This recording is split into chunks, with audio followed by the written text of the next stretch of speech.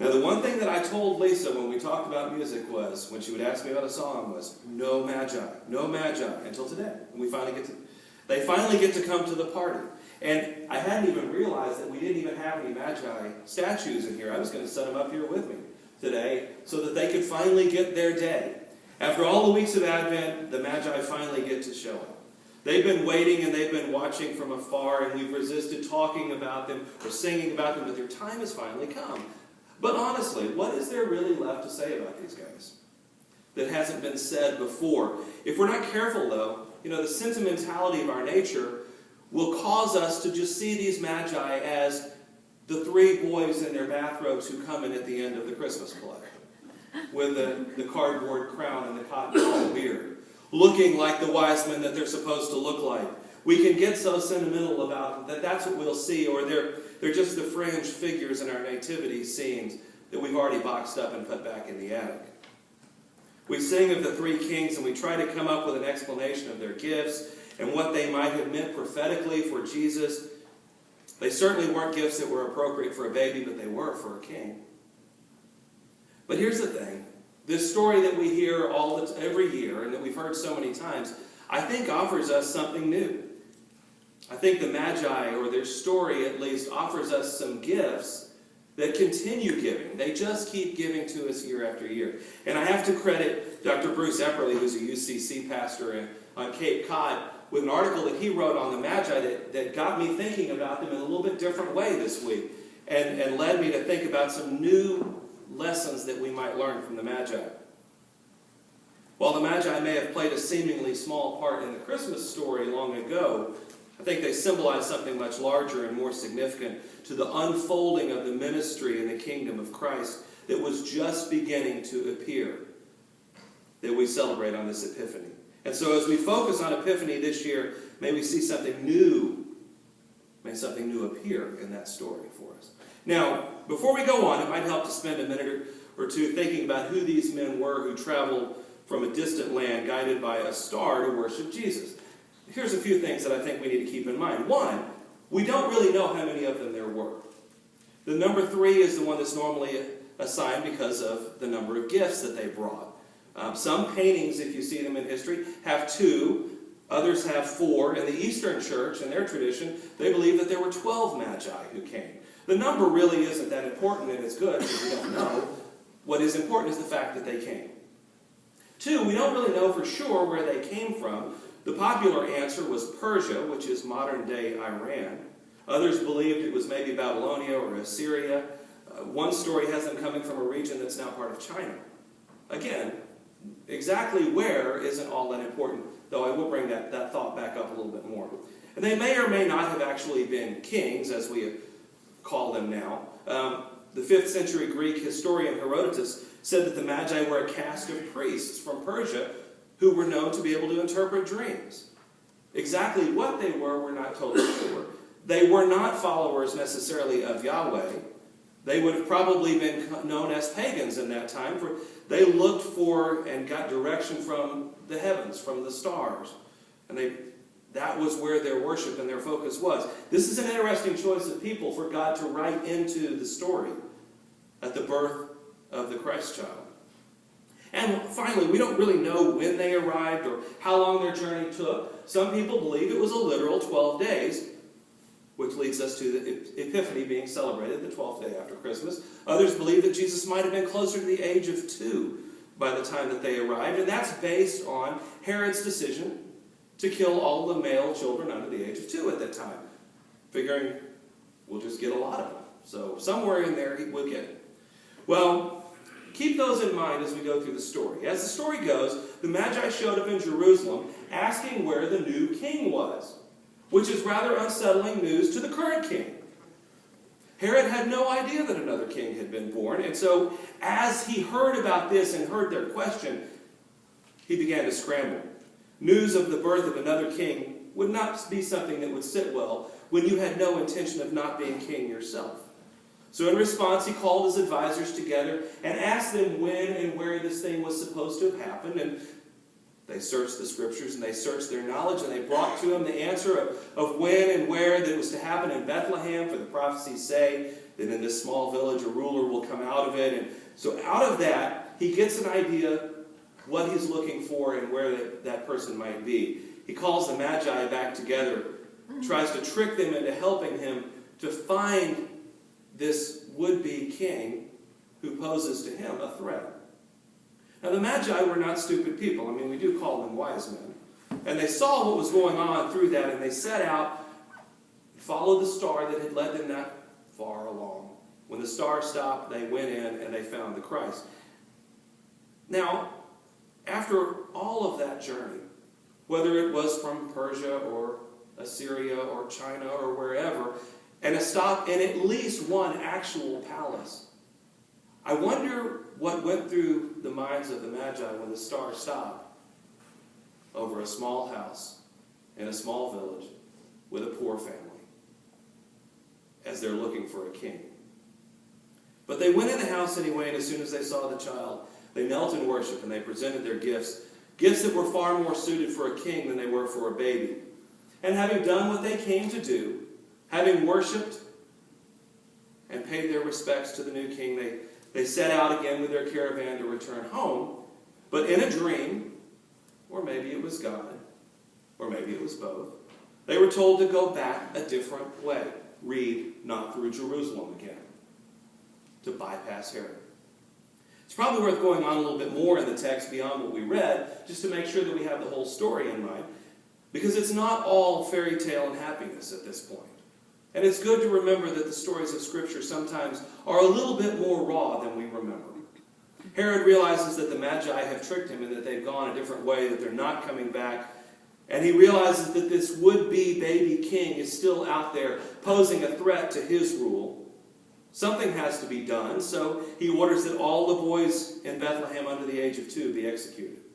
If he can't get one, he'll just deal with them all. It's an interesting and unhappy side note of the story here, that while Mary and Joseph got to enjoy their new child, the birth of that new child ended up resulting in some other families not getting to enjoy theirs.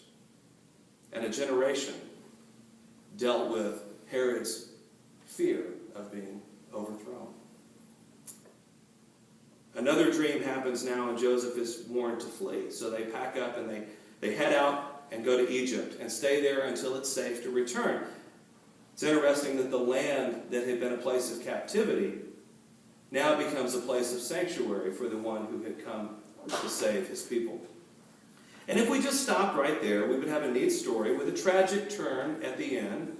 And if we stopped there, we know a little something about these strange travelers who played a part in the drama of that first Christmas. But nothing, though, that would really make an impact on us. But I think that these strangers who brought gifts to the baby also offer us gifts today. Gifts that keep giving, gifts that keep challenging us, gifts that keep beckoning us to something new and different. And I want to suggest just a few of those for you, and let's talk about them a little bit. First off, the story of the Magi reminds us that the coming of the Christ has universal implications. It's easy for us to try and limit the grace of God to a select group, whether it's the Jews to which Jesus came, or Americans, or conservatives, or progressives, or whatever you might want to label. We want to try to get our heads around it, and so we limit it. But the people who traveled from afar to worship the Christ child there early on, they came from a different land and a different culture and a different view of the world. There was nothing about them that was easy to categorize the way that we might like to. Yet still they ended up at the foot of the King, the creator of the universe. They recognized that. Ironically, they came to Israel and worshiped the one born there, out of there, who so many there failed to recognize. And interestingly, too, when we talk about where they may have come from, if the Magi did in fact come from Persia, which is modern-day Iran, think about that in terms of modern geopolitical concerns. It'd be amazing if some of the first worshipers of the Messiah came from a country that is now that country's biggest enemy. But in that day, something drew them over there. What the story reminds us is that despite our best efforts to make it simple for us by declaring who's in and who's out, God consistently blurs the lines and shakes up our naive understandings and our arrogant pronouncements, because the kingdom opens wider than we might want it to. We do well to remember that in our own faith journeys as we encounter those whose backgrounds and stories and ideals are different from us. God might be using that to challenge us. Secondly, the Magi were led to the child by a star. Now, I don't know what that star was. Nobody really knows exactly. But these were men who were used to looking to the heavens for their guidance, both literal and spiritual guidance. This was a language they understood, and they followed this star to some place that they might never have gone, where they found themselves worshiping someone they might never have known. If it's easy for us to try and take it upon ourselves to keep the list at the gate, it's also easy for us to assume that God only speaks in ways that we approve of or ways that we hear.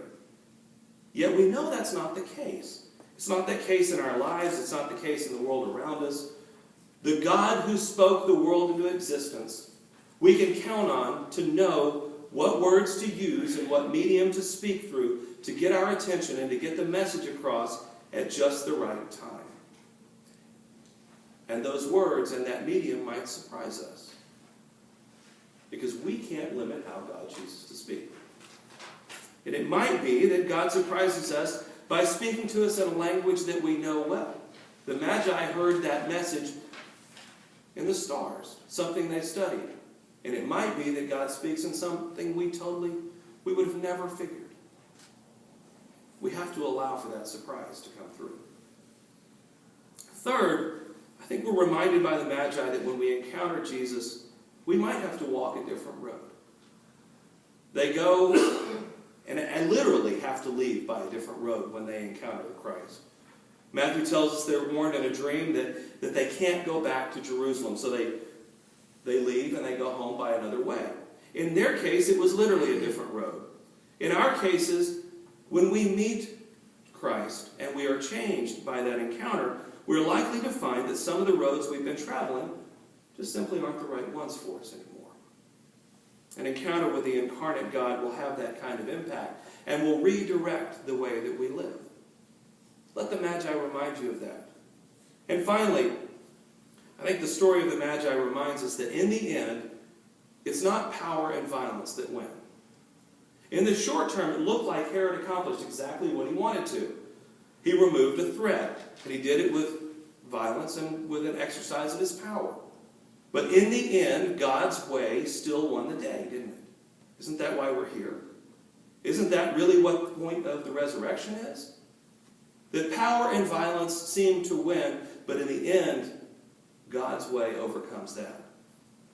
After a lifetime of facing down the powers that be and dealing with their threats that they brought, Jesus was finally put to death by them. And they thought that the power and the violence had won. How shocking for them when they found that love and grace and resurrection proved so much more powerful. May the Magi remind us that the short-term solutions that people like Herod get and the short-term victories that power and violence win ultimately will be overturned by the reign of the Christ. Because God coming into the world changed everything. Even these astrologers from a far-off land recognized that something big had happened. And they undertook a hard journey to get there and see it.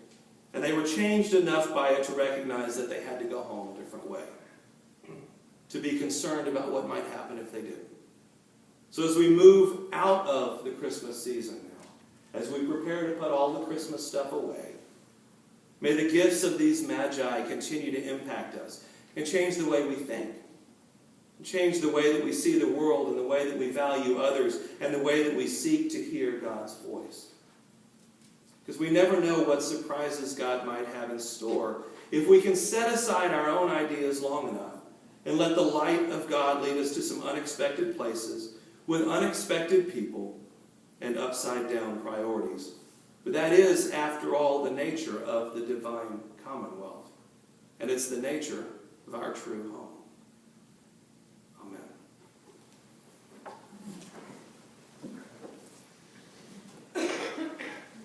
We're going to sing now hymn number 63. if you would stand and join us, hymn number 63, As with Gladness, known of Old.